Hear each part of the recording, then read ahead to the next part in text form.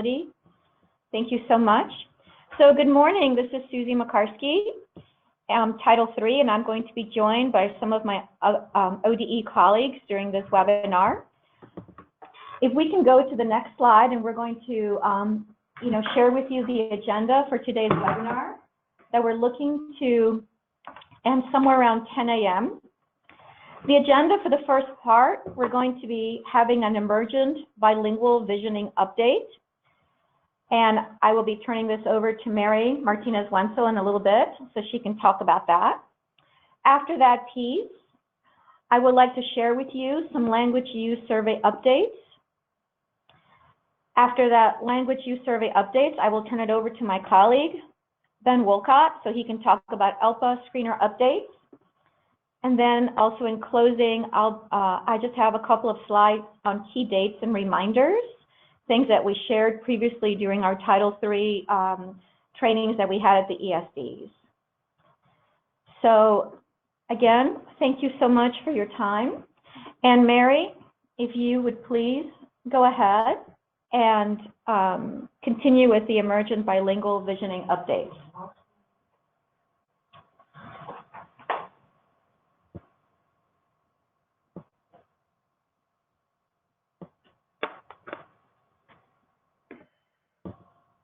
Can she go in? Hey, good morning, everyone. This is Mary Martinez-Wenzel. I'm a senior advisor at ODE, working in the Office of the Director with a focus on planning for how we support emergent bilingual students.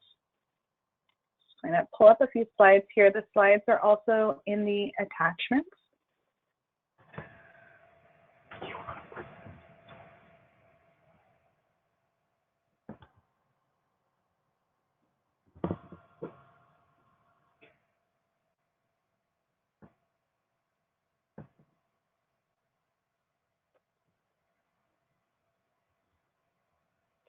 So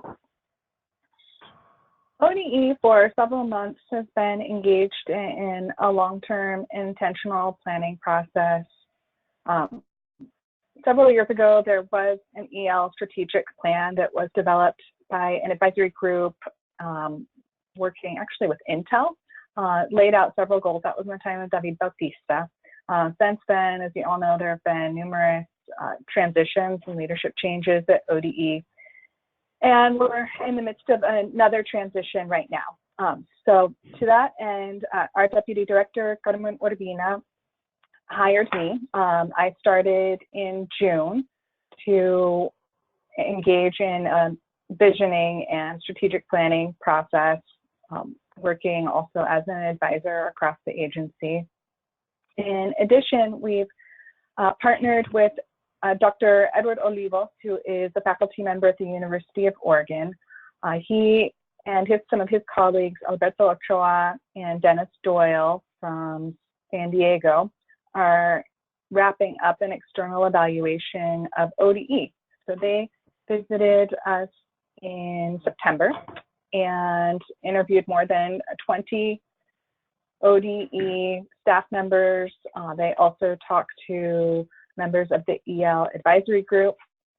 And overall, the purpose of their work is to look from a neutral external perspective at ODE's internal coordination and consistency for EL services and supports, try to get a sense of what kinds of theories and research are driving our agency practices and policy, and also looking broadly at the agency culture and leadership. So that work is just wrapping up. I have a check-in meeting with Edward Olivos today, and we expect to have a report this month, and there will be a public-facing version of it that will be shared with the field. In addition, we have spent over the summer some time planning for an emergent bilingual visioning summit, and I think some of the people on the call today were a part of our planning team. That took place on September 30th and October 1st. It was a day and a half long process.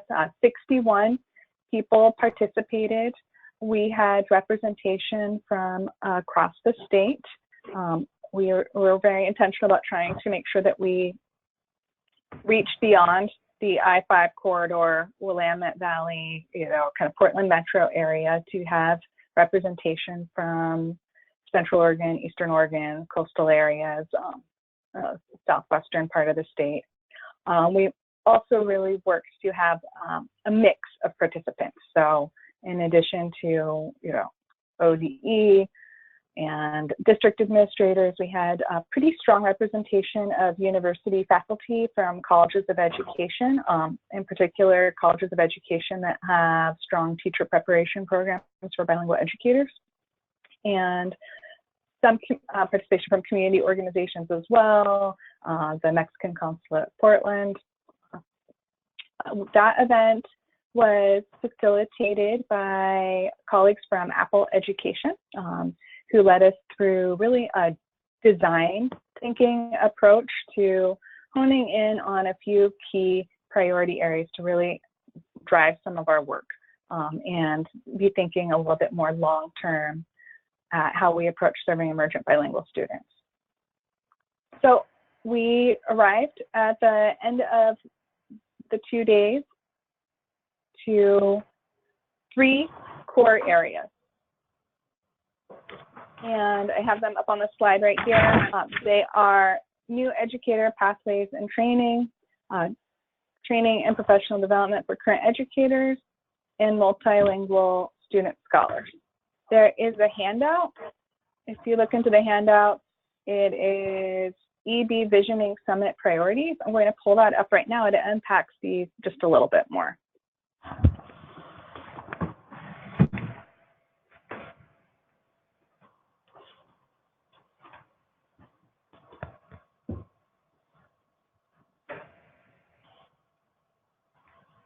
Okay, so this first priority area is really about new teachers coming into districts.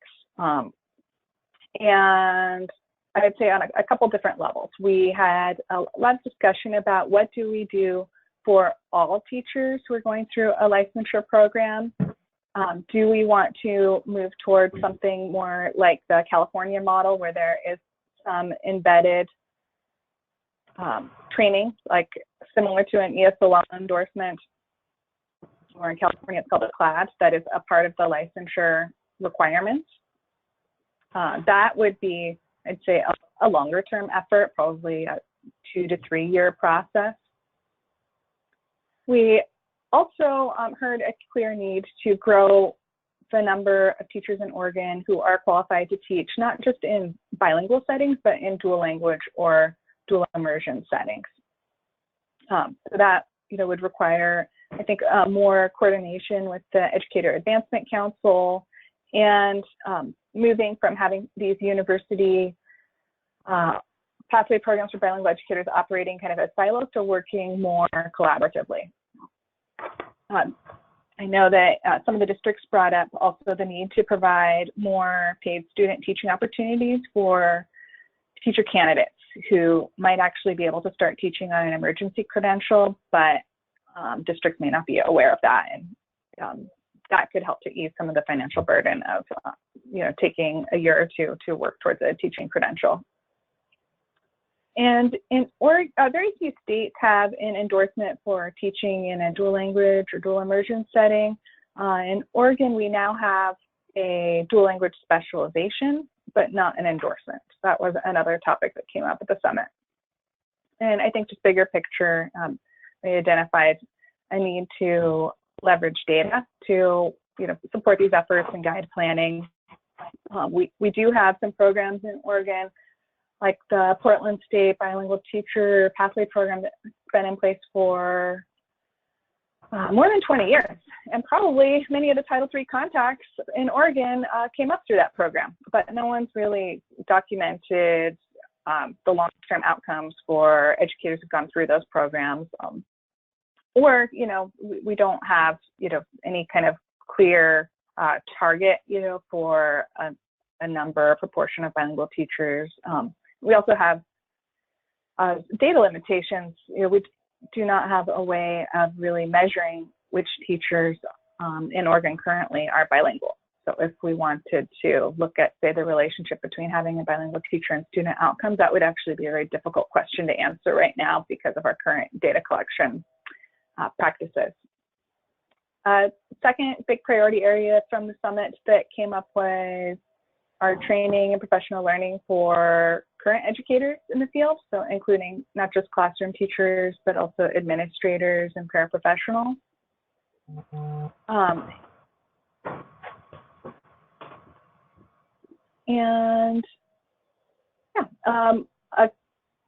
Nationally, one of the most prevalent, professional development strategies supported by the Office of English Language Acquisition National Professional Development Grants is providing opportunities for more in-service classroom teachers to obtain an ESOL endorsement.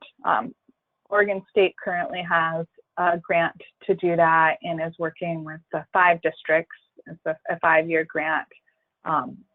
In addition, I think Portland is working towards having more of their middle school teachers earn ESOL endorsement. I know that's just one strategy. Also, there's a need for alternatives to ESOL endorsements and ongoing professional development. And then the third big priority area that we expect to move forward really has to do with our students and how we value and recognize multilingual students. In one realm, it's really a policy issue and looking at policies related to high school credits and diploma requirements. So few areas where students who are English learners in high school might experience challenges relate to the analysis and validation of prior learning, particularly coursework completed outside of the United States. So ODE is working on developing guidance for general principles to guide the evaluation of international transcripts. And in that, I'd say really applying our equity stance to advocate for ensuring that courses transfer in the same subject area that they were originally taken in. For example, social studies class taken in Mexico transfers of social studies class when we're looking at our Oregon high school diploma requirements. Same would go for other subjects such as language arts or science, but really making sure that there is not a conflation of students' language abilities and their content knowledge, particularly when we're looking at newcomers who might have already completed some coursework and really need to make sure that it is recognized so that they can work towards a standard high school diploma and not a modified diploma. There is also some preliminary discussion about looking at the language in our state rules for diploma requirements. We currently require 4 years of English, which tends to be interpreted as language arts taught in English. But looking at the Common Core language arts standards, many of the language arts standards are really pretty neutral on the language of instruction. So we're hearing from the field need to look at that and see if something like a literature course taken in Spanish might also satisfy the English language arts requirement. One idea that was brought up was looking at language arts standards in languages other than English. For example, New Mexico has a set of Spanish language arts standards. And then looking at how we recognize and celebrate multilingual student achievement with, one example of that being our Seal of Biliteracy Attainment, which has increased steadily each year that it has been offered. A next step might be to really look at how that seal is translating to college credits or job outcomes for students. So as far as our next steps, let me toggle back over to our slides. We do have a follow-up meeting planned for November 22nd. I expect an outcome of that meeting will be more robust work plans in those 3 key priority areas. And some of the key questions for us as we think about, really moving those priorities forward into concrete work plans are, how is this going to relate to and align with the Student Success Act? Who are the key partners? We have our EL advisory group, and we were thinking about how they could be involved, and I'd say also our Title III coordinators. So I welcome comments and feedback from all of you. I am available via email. Looking now at the questions. Okay, I'm going to take a look. We had a question about INEA. I'm going to read it. As we look at accepting credits from other countries, will there be consideration for using resources such as INEA, that is the Instituto Nacional de Educación para Adultos, National Institute for Adult Education for Mexico, to support newcomers and continue to earn credit toward graduation while learning English through ELD instruction? I think that is definitely a topic that is coming up. We are looking at, we have a pretty strong partnership with Mexico. The Oregon-Mexico Educational Partnership's been in place for about 20 years, really, since time of No Child Left Behind. And I'd say it has strengthened in the last few months. Our deputy director, Carmen Xiomara Urbina, was in Mexico all last week at a binational forum. And there are, in addition to the INEA credits, there are UNAM offers a virtual high school. There are options. I know that I did my doctorate at UCLA, where I worked with the Civil Rights Project. There is coursework in Algebra 1 that's been developed through a partnership with Universidad de Guadalajara that is aligned to Common Core. And so, yes, I think that, when we look at the credit issue, it's multidimensional. It's, how do we validate the coursework that was already completed? I think that's step one, to make sure that students are placed appropriately and, really receiving credit for what they already know and can do and can hit the ground running as they work towards the high school diploma. And then, being very thoughtful about the other credit opportunities, whether it is an online credits through INEA or UNAM or some other source. And I think bigger picture, ODE is looking at the kind of guidance that we can provide for program models that might include more innovative approaches, such as integrating content instruction with English language development. And as we look at those things, it's really important to think through how that's going to count for credits. The high school diploma requirements, language arts is a huge barrier for newcomers, especially if they are not able to access mainstream language arts credits until they've been reclassified as fluent in English. I've seen it in my research. It's an issue that doesn't tend to get a lot of attention because the numbers are pretty small, but it is something that we're paying attention to at ODE.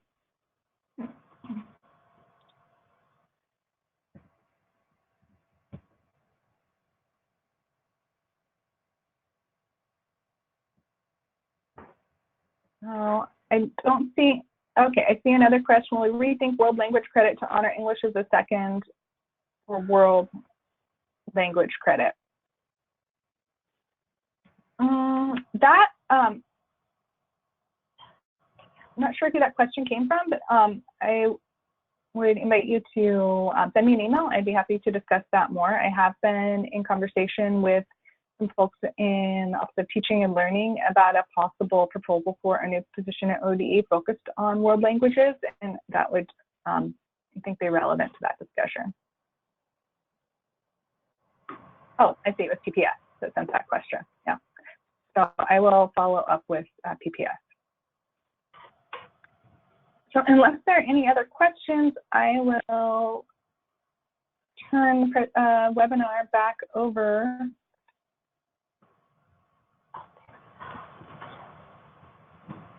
Okay. All right, Mary, thank you so very much. Do I have audio, Mary? Yes, you do. Okay, thank you, Mary. Thank you, everybody, for your flexibility and your patience. We again want to thank you for this. I've gotten some emails from districts saying that they would like for us to resend the link to the webinar. As such, here's what we're going to do. We're going to pause this webinar for 5 minutes. In the meantime, you will be getting an email from Mary Ackelmeyer, sent on behalf of Susie Makarsky. Again, sending you the link. I think perhaps the issue is you may be looking for the link or for an email from me, but the email is actually coming from Mary Ackelmeyer.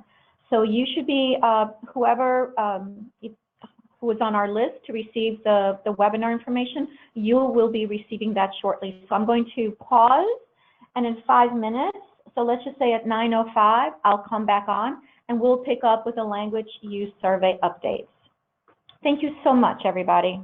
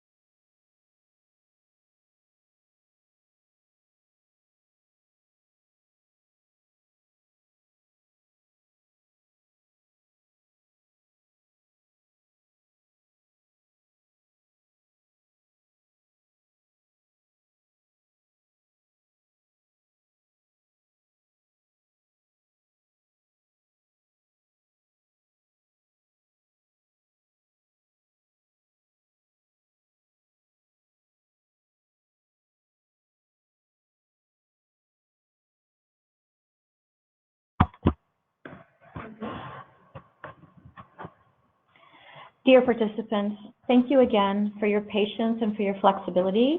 Mary Achelmayr, A-I-C-H-L-M-A-Y-R, has again resent the link for you to join. I really appreciate your time, and as we continue now with the language use survey updates part of this webinar. So let's focus on the language use survey, or LUSE, the acronym updates. I really would like to stress to everybody how important and how much ODE's commitment is to include voice and input as the current language use survey is revisited. So as we move on to the next slide, I'd like to share with you from the Elementary and Secondary Education Act of 1965, as amended in July 31st, 2018, and this is specifically on page 191 because it's over 400 pages long. The key thing to keep in mind is that establishing and implementing with timely and meaningful consultation with local educational agencies representing the geographic diversity of the state, standardized statewide entrance and exit procedures, including a requirement that all students who may be English learners are assessed for such status within 30 days of enrollment in a school in the state. So with that in mind, all our processes throughout the state need to be statewide and standardized. And that is why we have the statewide standardized current language use survey. So the current language use survey was developed with extensive voice and input. In an effort towards a common identification procedure for Oregon's English learners, the Oregon Department of Education worked with district EL coordinators and community partners to develop a statewide identification procedure as part of Oregon's consolidated ESSA state plan. This is all referenced in Executive Number Memorandum 005-2017-18. As a result of this work, and under that Executive Numbered Memorandum, the LUSE form was required to be used by districts in Oregon starting in school year 2018-19. Moving on to the next slide, I would like to, let's go to the next slide, please. Thank you. Moving on to, this is specifically focusing on the current language use survey. This is the timeline so that you can see the multiple stakeholder input and voices that occurred. And this is by no means a complete list. This is what we were able to gather at this juncture. But you can see that there was multiple voice and input for districts from the American Indian Alaska Native reviews, Gov to Gov, thought partnership conversations throughout the district, external partnerships such as Latino Network, and as we presented and as we gathered voice and input to develop the current language use survey. We could go to the next slide, please. Thank you. ODE is honoring your voice and input from all the school districts and the stakeholders. School districts and stakeholders have shared their concerns with ODE. We are under fantastic leadership here at ODE, and we are led by Carmen Urbina, our Deputy Director, and Candace Pelt, an Assistant Superintendent, as they called for a cross-agency team to review the current language use survey. So we have multiple offices working concurrently on this, on any revisiting the current language use survey and seeing what edits would need to be made. And we are having the language use survey developed for statewide input. If we could go to the next slide, please. Here is our timeline that we're currently using as we're updating the language use survey, keeping everybody informed and with transparency. We had developed here in the agency a survey. It has two parts to it. The first part has input for the people who received the link to the survey to give us input on our current language use survey. The second part of this survey also focuses on some of the mechanics and some key questions that, as we here at ODE develop guidance, we really want to key in on some of your questions so that we can do the best job that we can. But please, always focusing on continuous improvement. We invite you to send in your questions, your comments, as we calibrate and do the best job that we can. We are expecting to get the survey results back by November 15th. We have a list of people that we have sent the survey currently to. Mainly, it includes people who are in our Title III contact list, as well as the assessment contact list. If there is someone that you know that may also provide some input, that uses the survey, can provide some input with the survey, please email me that person's name, their position or title, and also their email, and I will forward it to the team that's working with this so that we can cross-reference it to make sure that that survey link was not sent earlier. So please know that there is that option as well. We're targeting late November to analyze the data from the survey. We're targeting December for edits to Oregon's current language use survey. We're targeting December for ODE leadership, revisions, and directions. We're targeting December also to present to Gov2Gov revision and guidance. We're targeting winter 2020 to continue review with stakeholders. We're targeting late winter, early spring 2020 for the updated language use survey to be completed. We are targeting and hoping that by spring, summer of 2020, we can have updates and transact with language translations. And we're targeting late spring, summer 2020 for updated language use surveys with revision with version 1.0 of the language use survey guidance. I'm hoping to, after I hear multiple voice and input and we continue to continuously improve, to also focus on late summer 2020 to provide version 2.0 of the language use survey guidance. Let's go on to the next slide. So here is guidance from USCD focusing on erroneously identified ELs. And I want to call your attention to the bottom of the slide. These two documents are linked. The URLs for those two documents are below. One is the addendum. So what I'm about to read in the next couple of slides comes directly from the addendum to September 23, 2016 non-regulatory guidance. And the one below it is the non-regulatory guidance, English learners in Title III of ESEA as amended by ESSA. Of course, the federal government provides guidance for those rare cases, then even when all procedures are followed by the district, if the student does not in fact meet the definition of an English learner, that the district should determine how to proceed based on individual circumstances. The bottom link in this slide, the non-regulatory guidance, on page 43, you will find the definition of the English learner. But here is a question that the addendum has provided as well. And on the top is the question: may an LEA, a local education agency, remove a student's EL designation if that student was erroneously identified as an EL, even if the student does not score proficient on the annual ELP assessment? And I'm going to quote directly from the USCD addendum. And I have it here on the screen for you. An erroneously identified EL is a student who was identified as an EL but should not have been because the student does not in fact meet the definition of an English learner in ESEA section 8101 parentheses 20 close parentheses.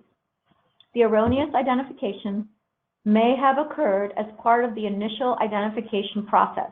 For example, due to a parent's inaccurate completion of the home language survey, comma, administration of an EL screening assessment without providing for appropriate accommodations for students with disability, comma, inaccurate scoring on the annual ELP assessment, comma, or other reasons. In instances where a student is considered to be erroneously identified as an EL, an LEA should determine how to proceed based on the individual circumstances. For example, if the LEA discovers that appropriate accommodations on the EL screening assessment were not provided to a student with a disability, the logical step would be to retest the student with appropriate accommodations. If the results of the screener assessment show that the student is not an EL, the designation would be removed. And there's a link as to where that's from. Mary, could you please go to the next slide? Thank you. This is continued from the same guidance, from the same question in the addendum, and the link again is below.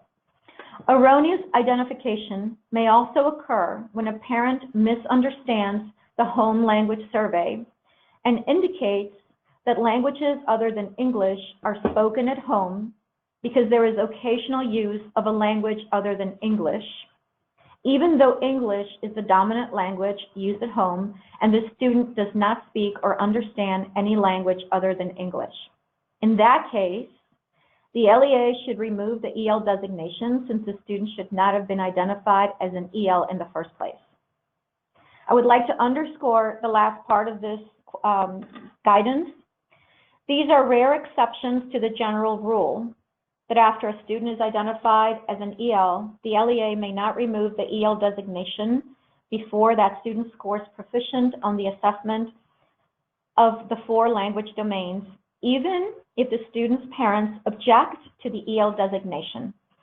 Although, this is put in parentheses, parents have the right to decline services. Would you please remind us what page this is on? We have a question in the questions box. Of course. So in the addendum, this is on page, it's on page 3, I believe. Yes, page 3. It's on page 3 of the addendum, what I've read. As well, on the manual, on the non-regulatory guidance for English learners in Title III, that's the English learner definition is on page 43. Thank you. I'm going to try and look at questions, and please forgive me because we are having some technical difficulties, so I'll need to stand up and look at some of the questions. Please excuse me. Is there...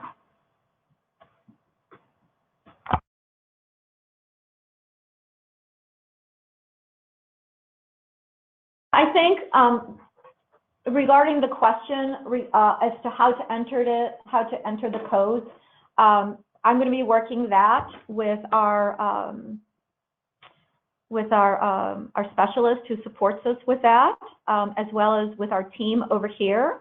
But please, if there is a situation, I think it would be important for you to just send a quick email to us saying, hey, we had the situation, we've identified the student, you know, please guide us with the code. So that would be helpful as well, please. Thank you.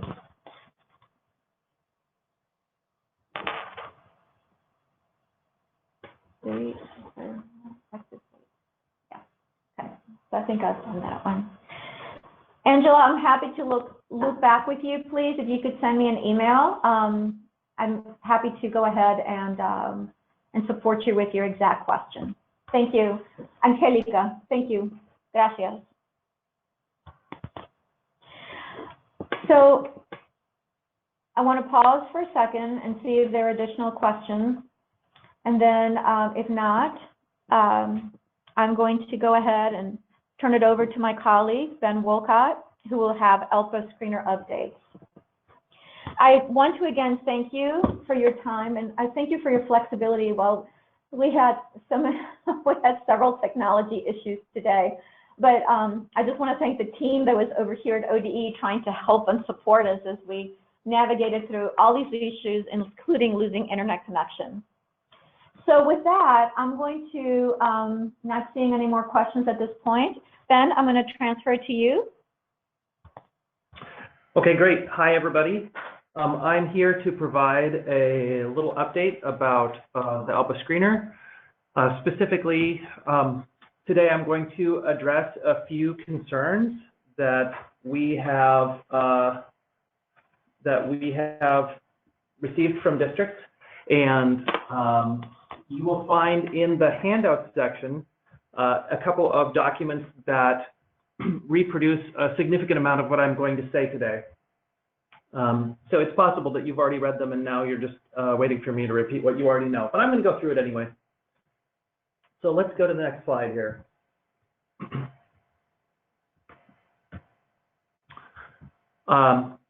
So there are, of course, a range of concerns in districts.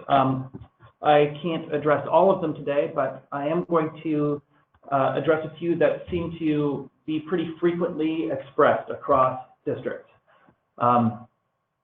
Your concern may not be represented here, but please do email me with your concern if you feel that there's you would like more clarification or more information around your concern. I'm going to be hitting the highlights here, and with that, let's move on to the first in the list. So that's one slide too far. So we have heard from some districts claims that all students at all grade levels are being identified on the screener. Our statewide data do not show that to be the case. We show quite high levels of identification at the future K and the kindergarten levels, but we are not showing those same rates of identification in higher grades.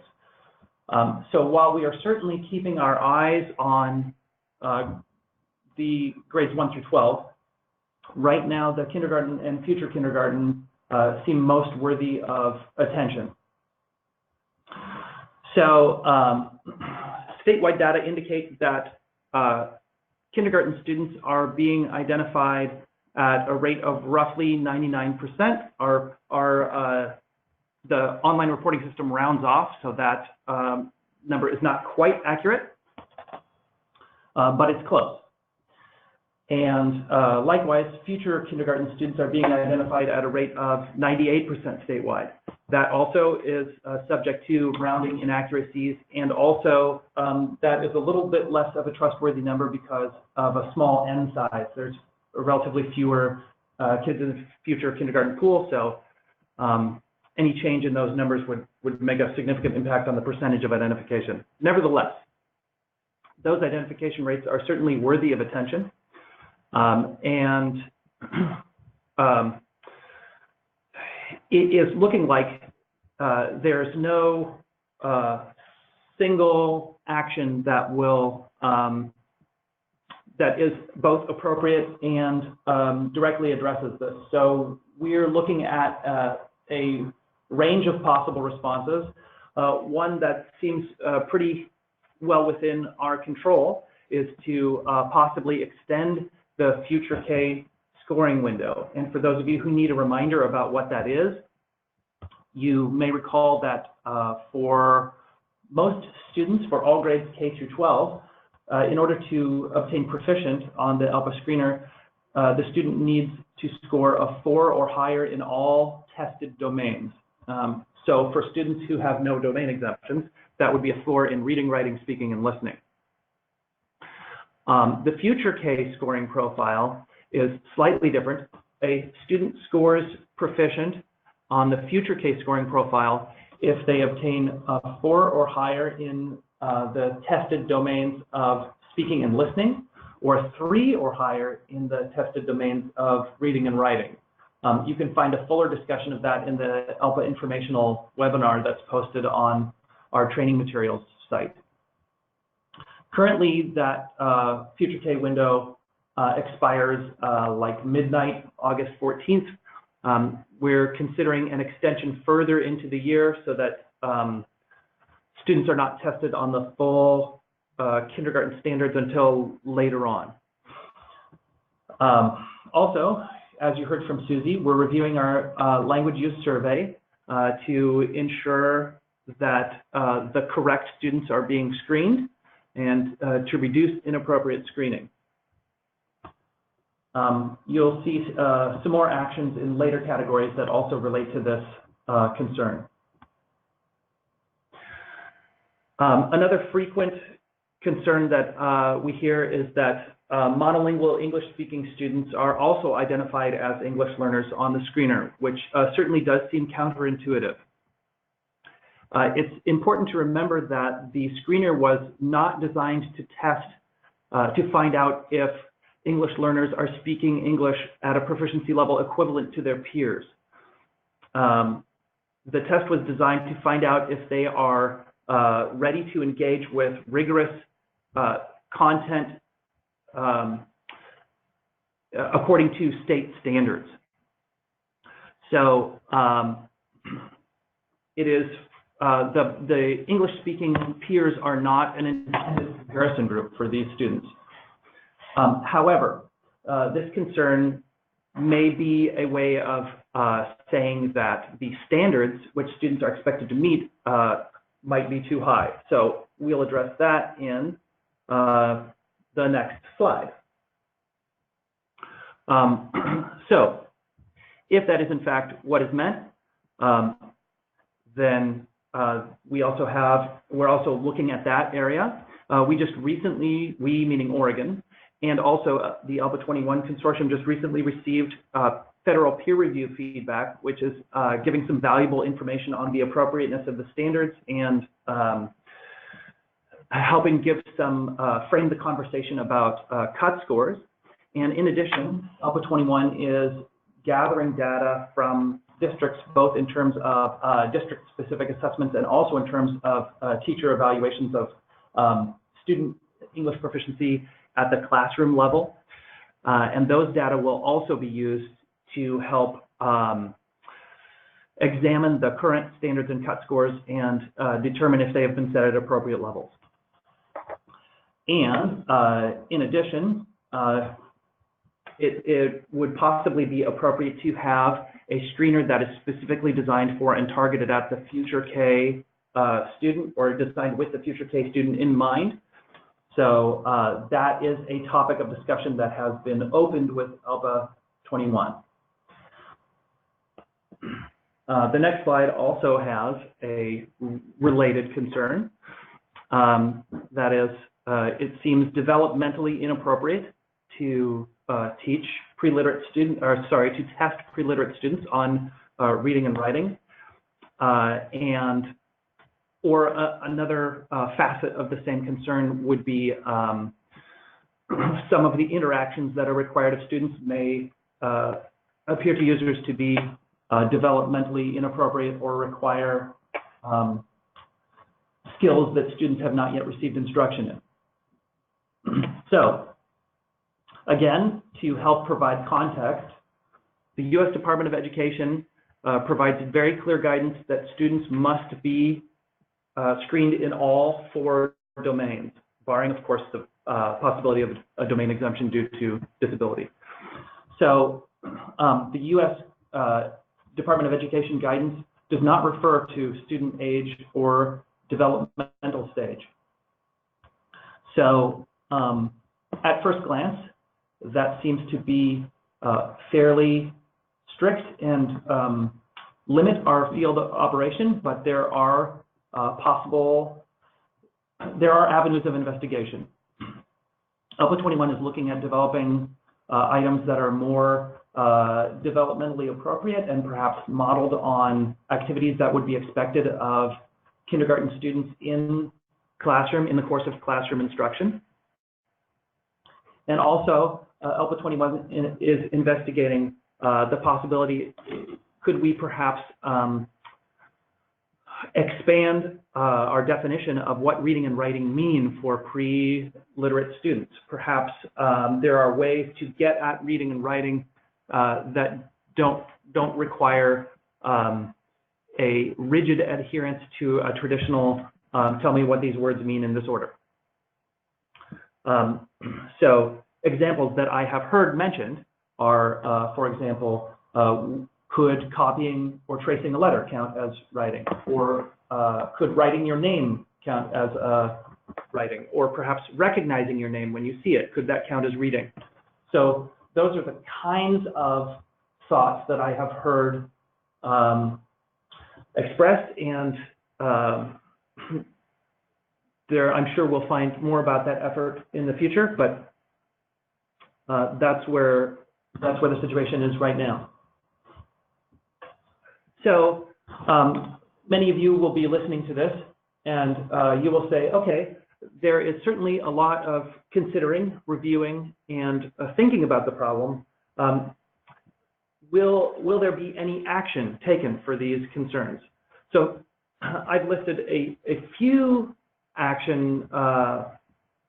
possible actions, but it is true that the majority of what I've listed so far are looking at the concerns and determining where we are. The reason for that is that we need to make sure that when we take the action, it is the correct action at the correct time. We certainly don't want the cure to be worse than the disease. We want to make sure that we have accurately identified, is this concern truly a problem that needs solving? Or can it be addressed in a different way?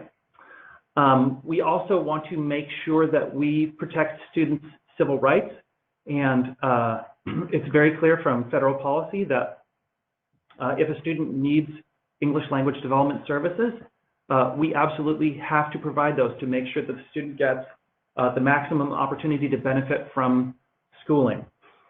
In addition, we've asked other states what they're seeing in their administration of the ALPA screener, and we're not hearing the same concerns from other states that we're hearing in Oregon, or at least not to the same degree. From my conversations with other states, what I've heard is that concerns in other places are that we want to make sure to, we're looking for ways to identify more students, not fewer. So it could possibly be that Oregon is a trailblazer and is seeking out new paths or innovating, but we would like to make sure that we are in fact leading and not wandering off into the wilderness. Another possible response would be, great, you've talked about a lot of considering, looking, evaluating. I'd like to contribute. How can I contribute? That is a fantastic idea. On the next slide, I'm going to detail a few opportunities, or I'm going to detail some contact information so that you can get a hold of me, or I would encourage you to consult the opportunities to participate handout that I've included with this webinar in the handout section.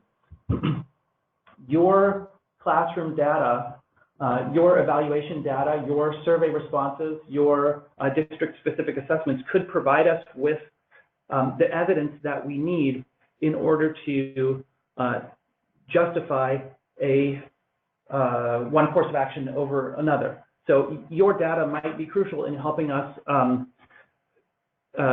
figure out which concerns are real concerns that need addressing and how we could best address them. So I would encourage you to take a look at that handout. Some districts have already jumped in and begun participating in ALPA 21's data collection opportunities, and thank you to those districts, and we're always happy to welcome more people onto the team to help. So thank you very much for your time.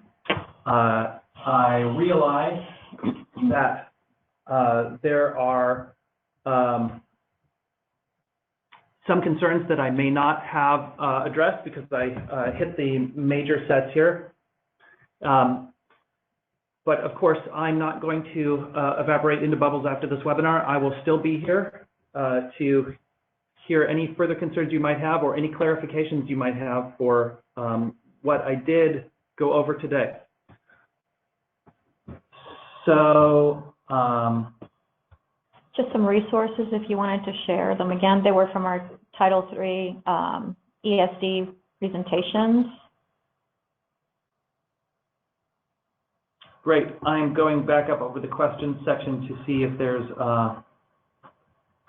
any unanswered questions. It looks like the questions that have been asked so far have already been answered directly. Here I am looking at one in the chat.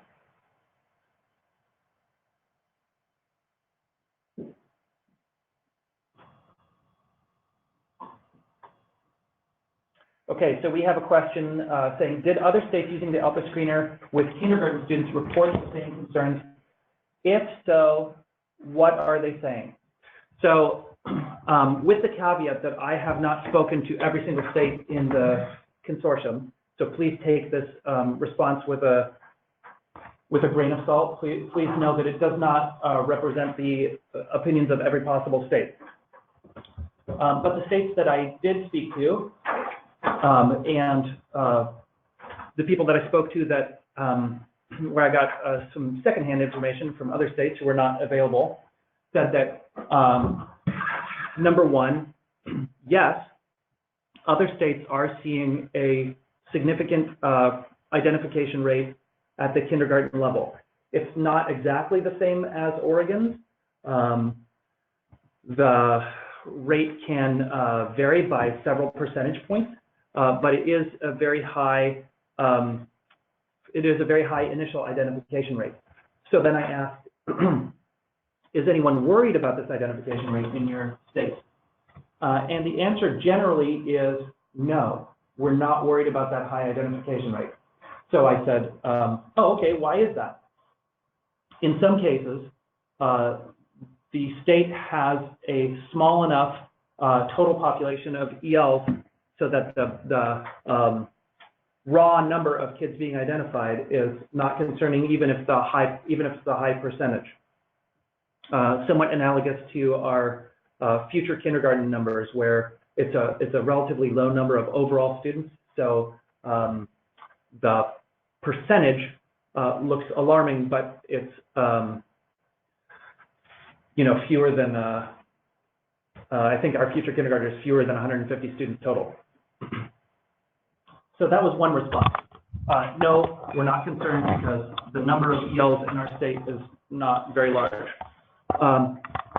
Another response was, no, we're not concerned because it's good that kids get ELD services. That's a great instructional resource for kids. It's great that they're being identified.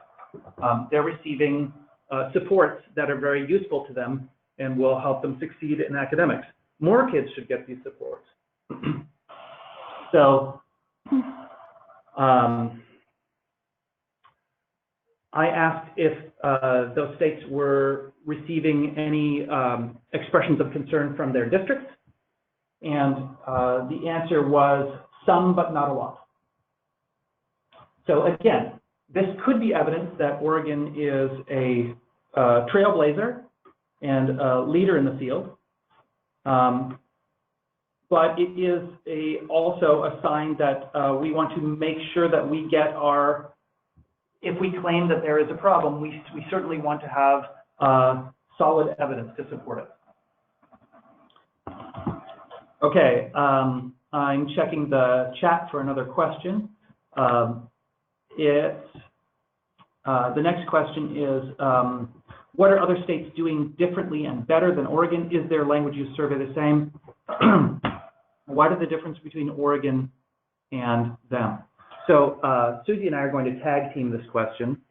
I'll handle the assessment side, and Susie will handle the language use survey side. Thank you, Ben. And to that end, there was an earlier question too that I just saw that I'd like to address also regarding online enrollment. So let's look at the question that currently that says, what are other states doing? And is their language use survey the same? No, the we have looked at multiple states. By multiple, I mean we have looked at over 15 states, look at their language use survey, look at some of the guidance that's being offered. And there are differences among the language use surveys. In particular, we're keying in on our neighboring states, that is Washington and California, and we're also keying in on the questions that are given, that are also approved by OCR, Office of Civil Rights, as well as USED. So as we calibrate statewide with your voice and input to put forth a new language use survey, we're looking at the language use survey from multiple facets, multiple components. Having said that, language use surveys can also be looked at and revisited and edited if there is a need. And so we're seeing that there is a need for us to look at ours, and that's why we have the timeline where we have that I shared earlier, the one that says updating the language use survey timeline, where we're targeting late summer 2020 to provide the version 2.0 of the language use survey guidance, and we're hoping and targeting, you know, to be able to have the language use survey completed by late winter, early spring 2020. Having said that, for our districts that do have online registration, we will be keeping everybody informed as to when we have the language use survey, when it's updated, so that everybody can know and you will know which form to use. So there will be guidance coming out as this progresses. And please, again, note the targeting dates that we have in that earlier PowerPoint slide. We're doing our best to be proactive and move forward with this, but getting stakeholder voice and input and presenting to Gov is critical for this whole process. All right, so I'll pick up the assessment half of that question. Just to repeat, what are the differences between other states' procedures in Oregon? So we and other ALPA 21 states use the same screener, word for word. So it is exactly the same test. I asked ALPA 21, do you have any idea about what might be causing the differences in identification percentages that we're seeing among other states? And the answer is no, we don't yet know what could be causing those. With a smaller EL population, of course, the identification percentage is more volatile, as you're probably tired of hearing me say. So that could explain it. But there could be a number of other factors like training, administration environment, platform. There could be any number of factors that explain those varying percentages. But it's not a different test. We have a question here about who is the point person for data and test questions for parents. So probably it would just be best to send those to me, Ben Wolcott, and if there's another appropriate person at ODE to handle that question, I'll find that person and connect to them. So just go ahead, if you have a question about those tests, send it to me. All right, it looks like we're crowding the time for the next subject. Oh no, am I missing? It's okay, unless there's something else, then I was going to go to key date reminders. Okay, let me just verify the chat here and see if there's another outstanding question. Something on language use survey. Are the cut scores the same for the ALPA screener in all the states? Yes, they're the same. Everything about the test is the same. Same cut scores, same proficiency determination. That's what allows us to accept screen results from other states. They're the same standards. Everything is from other ALPA states. Yeah, from other ALPA states. Everything is the same. Okay, we have a question about using the future kindergarten screener versus the kindergarten screener. That's a question that I can answer offline. So please do email me directly with that, and I'll direct you to the correct. I'll give you the correct information. Okay. So since we're getting the questions are tending towards more direct technical assistance, I think I'll turn it over to Susie to go over key date reminders. And those of you who are who want some specific tips on how to do this or that thing, please do contact me directly, and I will help you out. And Ben is amazing. He's always so helpful, and he just knows this so well. So thank you, Ben. Thank you so much for your time, and thank you for all that information. Just moving forward, I just wanted to please just remind you on some key date reminders. Again, this next slide, the carryover budgets, you've probably seen this before. The carryover budget narrative will open mid-November, and an explanation as to why funds were not expended is required. Please put that in there. Please also know that districts can carry over 100% of their Title III grants to use by the following date. So carry over grants from 18-19 must be claimed by September 30th, 2020. So just please be aware of that. We've been messaging that throughout the school year, and thank you again for keeping that in mind. The next slide really you've seen again before, and here's just some key dates to know. Please know that on November 1st, 2019, the Continuous Improvement Plan and the Big Five supplemental 10 questions were due.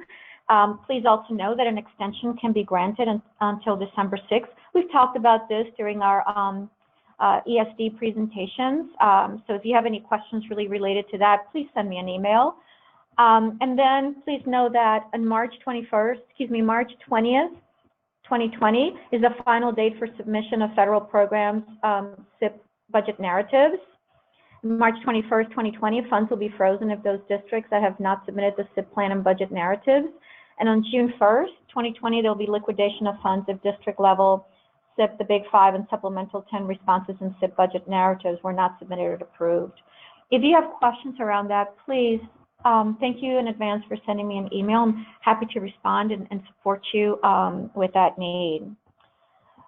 To that end, I'm looking at the questions, and I just want to thank you, first, for your time, and second, for your flexibility and for your patience. We truly had some gremlins, some technology issues, and I just want to thank the team that was over here supporting us, as well as everybody for being so patient and flexible with that. We really appreciate that. In closing, I'd like to share with you the last slide, which has our ODE contacts. And Candace Pelt is our amazing assistant superintendent. We have Deb Lang, our amazing director of federal systems team. Kim Miller and Susie Makarski, Title III. Ben Wolcott with ELPA with ELPA assessment. Sorry about that, Ben. Josh Rue in accountability, and Leslie Casepier, our amazing support person as well. So with that, I'm just going to check the questions, and I think some of those are technical, Ben, so that you can go ahead and do that. But I just want to thank you for everything. I'll stay here until 10 a.m. to see if there's any other questions. And I just want to thank you for your time. If there's anything else that you need, please feel free to reach out. Thank you again for everything you do each and every day to support all our students.